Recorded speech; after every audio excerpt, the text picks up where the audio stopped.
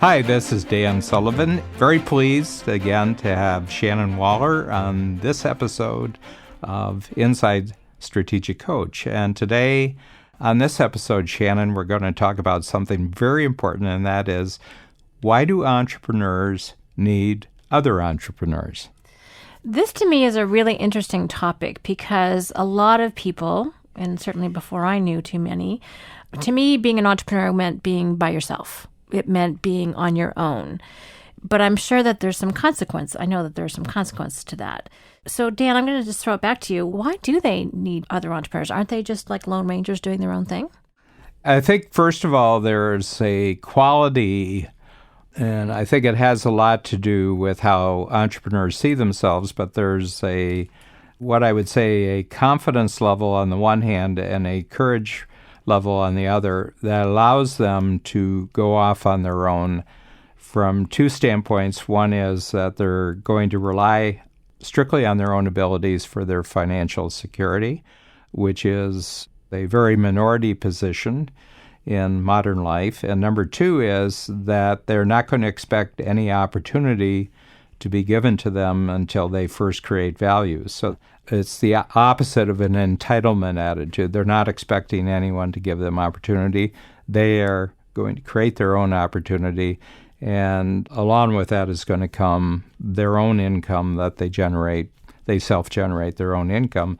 So right off the bat, we know this because I've studied this for more than 40 years. We know that this is less than 5% of the working population in any country around the world. The numbers never get any bigger than 5% for the entrepreneurial class. And I think part of the reason is that's a sufficient number of entrepreneurs to create a lot of new things in society to keep everyone else busy. So it's just that I don't think that too many more entrepreneurs may be needed to actually keep things going. But there's a real upside to it. You have a lot of freedom if you can pull it off. And there's disproportionate rewards as far as income and wealth that comes along with it. But the downside of it is that you can feel very isolated and consequently very lonely on your own, because people who have not made these decisions, what I call the two entrepreneurial decisions, one is that you'll be totally responsible for your own income and you will be totally responsible for generating your own opportunities. The people who haven't made that, it's very, very hard to talk to them. And I've gone to class reunions in high school, class reunions in college, and I've got my own family and friends and people that I've known throughout life who never were entrepreneurs. They were always in an employment situation. It's almost like you're lacking a language to talk with these people. I think that if you are perpetually feeling lonely, you're using massive amounts of your energy every day just to sustain yourself. You're not even making progress with that energy. You're just holding on. And we call it rugged individualism in the Strategic Coach program. Rugged individualism, entrepreneurs who are rugged individuals have very low-paying jobs. You know, the income would be in the maybe $20,000, $30,000, $40,000. These are not entrepreneurs that grow at all, who are cut off. And what's needed is that they have to increasingly be in a very positive, very stimulating, very creative network that's composed of other entrepreneurs. And to the degree that they can be part of a network of like-minded individuals who have gone through the same process of departing, being one of the less than 5% in population, then they have the ability to vastly multiply their learning and vastly reduce the amount of energy that it takes to motivate themselves because they're motivated by membership in this group. That sounds so much better than the alternative of just being alone and isolated and not making very much money, which, given the risks that entrepreneurs take, you definitely want to experience the payoff because it's not an easy decision to make. So, Dan, you talk a little bit about learning amongst other entrepreneurs. And I'm sure for some people who aren't as familiar as we are with the quality of entrepreneurs we have, sometimes I've been a little surprised by just how open people are about both their successes and their failures. So when like-minded people do get together, what do they talk about? And what do they get out of those conversations? The thing that's really, really interesting is if you had to say which do they talk more about, success or failure, they actually talk more about failure than they do success. And the reason is that failure means something very, very different for entrepreneurs than it is for people who are in employment situations. In employment situations, failure is a risk to your employment. It's a risk to your career. It's a risk to your promotions. Your status within the organizations has a risk if you have failure. Entrepreneurism, failure is just the opposite. Failure is how you learn. Failure is how you have breakthroughs. Failure is how you get rid of things that don't work anymore, take on new capabilities, new knowledge, new skill.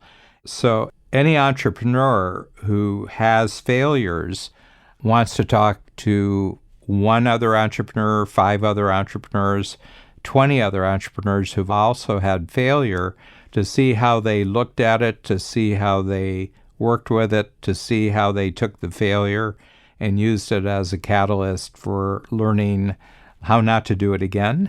And also that out of failure comes entirely new thoughts of alternative ways of approaching the way they're organizing their companies, but also alternative ways of approaching the marketplace. What I always notice is that the higher the quality of the entrepreneurs, the less bragging there is about their successes and far, far more in-depth discussions about their failures. You know what? Louis Schiff, in his book Business Brilliant, talks about he and his partner have studied ultra-high net worth individuals, and that's exactly what they say. There's an entire chapter on failure, and what they do is they share what they learned, what didn't work, what they did differently next time, and they look for people who are willing to share their failures because that's where the learning is. Yeah. So yes, I've read about this and also experienced it with our clients too. I don't want to shortchange success here.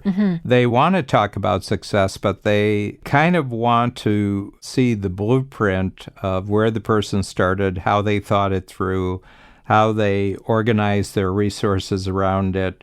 Anything new, a new way of approaching organization, a new way of approaching marketing.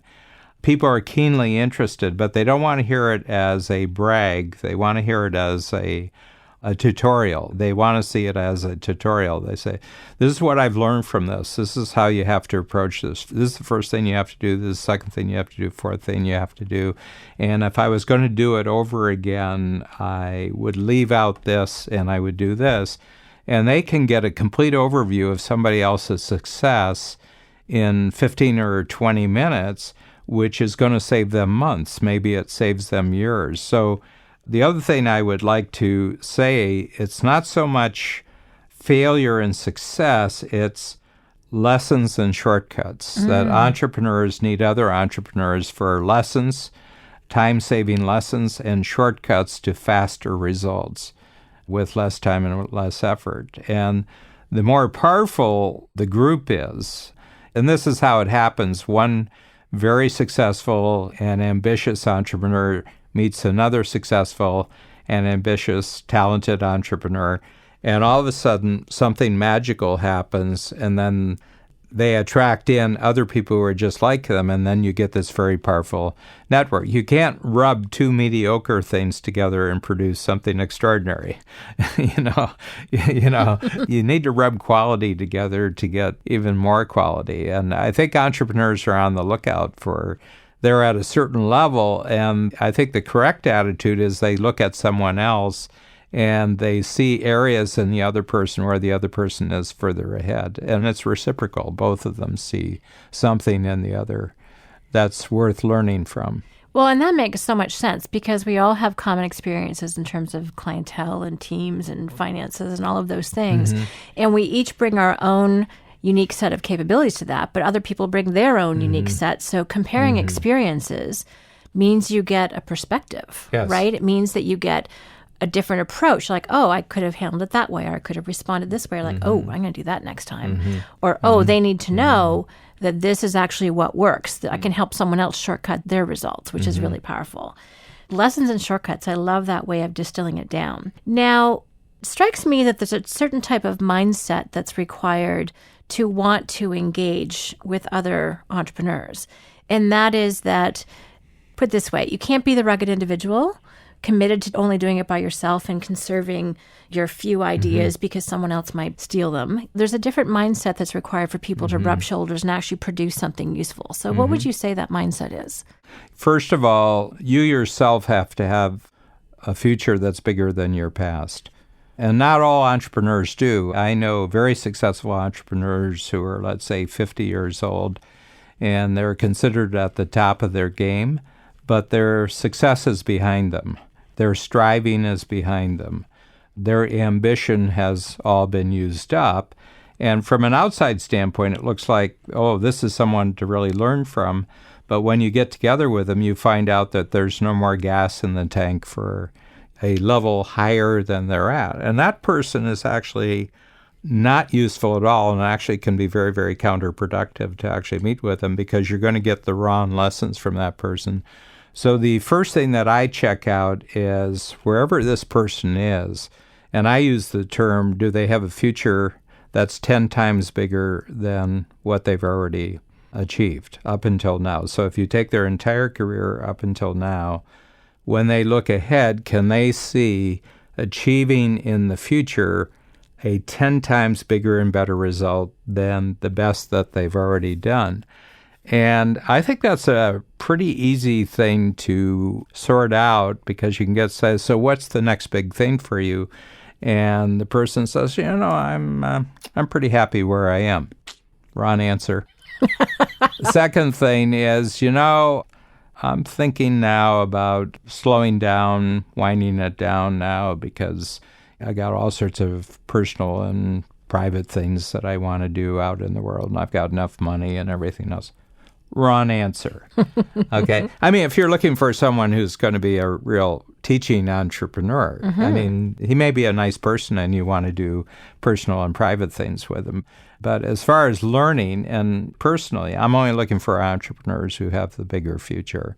I've got Joe Polish, and Joe has massive ambition. I've got Stephen Palter and Michelle Lang. They have massive ambition. Peter Diamandis his ambition goes beyond the earth, and all the other wonderful people that we have in Strategic Coach, my game changers. We just spent the weekend with JJ Virgin, and she's got global plans.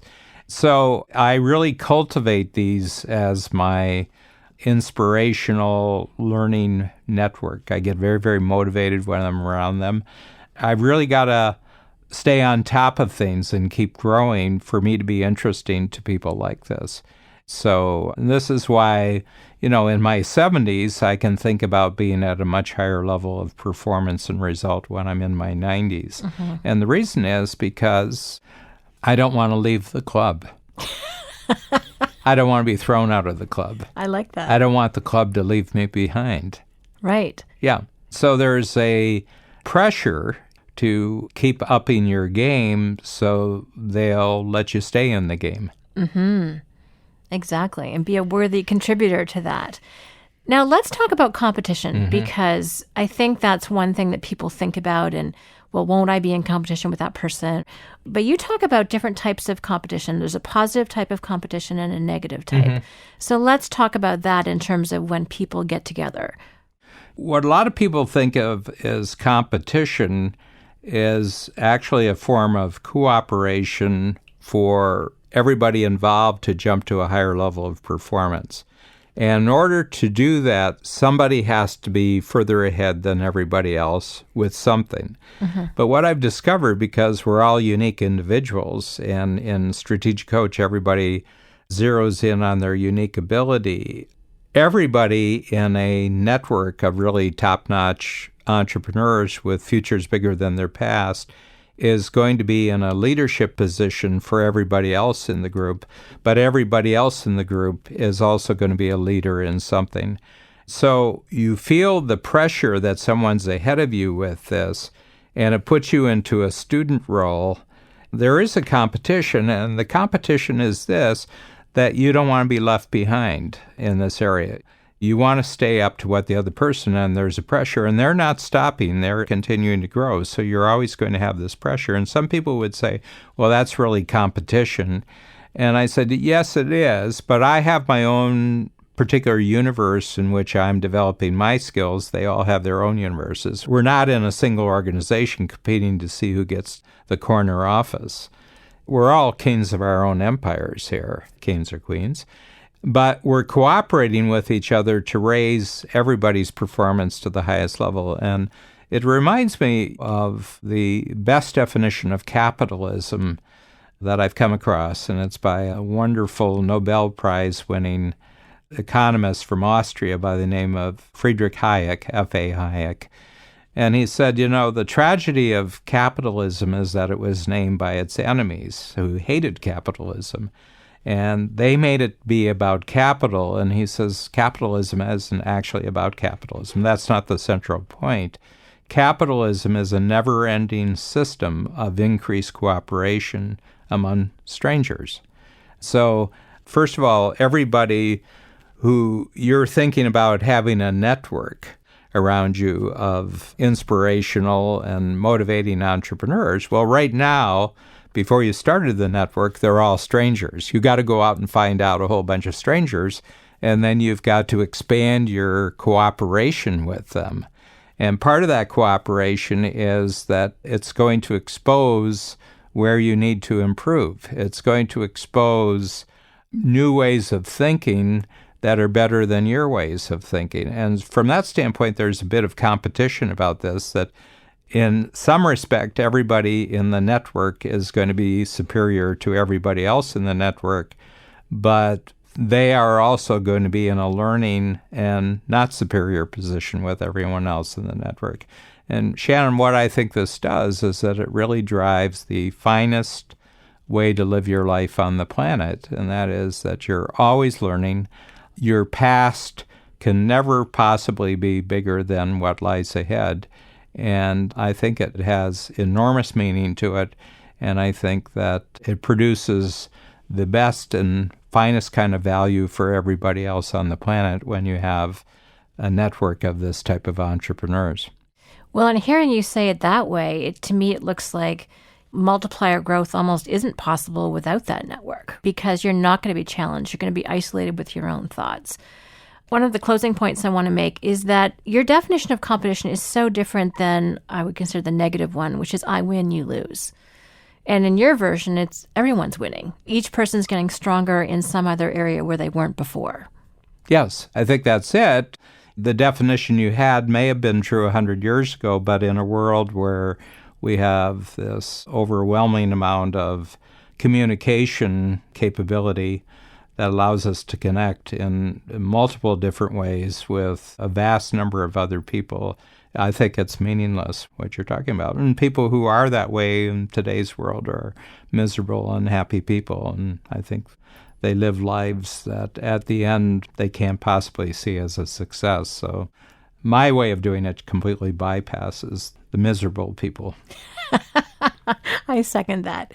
Well, Dan, thank you. I love our conversation about loneliness. I love the fact that interacting and rubbing shoulders with other ambitious, like-minded people really is a shortcut to learning. And it's all about the lessons that we're sharing, both from failures and from successes.